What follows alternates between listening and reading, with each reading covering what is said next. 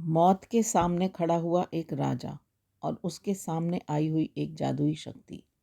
क्या चुनेगा राजा? आज हम देखेंगे इस कहानी में। ये कहानी है राजा विक्रम की, जो एक बहादुर और न्यायप्रिय शासक था। एक बार शिकार के दौरान वह अपने सैनिकों से बिछड़कर घने जंगलों में बहुत दूर निकल गए। तभी कट्टर शत्रुओं ने उन्हें घेर लिया।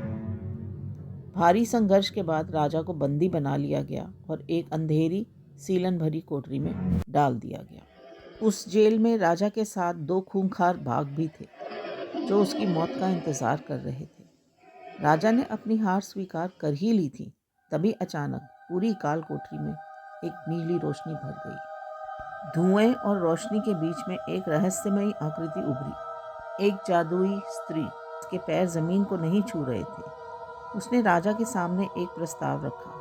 हे राजा, मैं तुम्हें इस काल कोठरी और इन शेरों से आज़ाद कर सकती हूँ, लेकिन बदले में तुम्हें मुझसे विवाह करना होगा। राजा के पास और कोई रास्ता नहीं था। उसने अपनी जान बचाने के लिए और राज्य की रक्षा के लिए हामी भर दी। जादुई स्त्री ने राजा को उस जेल से बाहर निकाला और अपने राज्य तक पहुंचा दिया। वायदे के अनुसार राजा ने उससे शादी कर ली। शादी वाले दिन उसने राजा के सामने एक शर्त और रखी। वह बोली, मेरे 2 रूप हैं, एक अत्यंत ही सुंदर और दूसरा डरावना। क्योंकि तुमने अपना वादा निभाया है, तो मैं तुम्हारे लिए इतना कर सकती हूँ कि मैं दिन के 12 घंटे सुंदर रह सकती हूँ और 12 घंटे डरावने।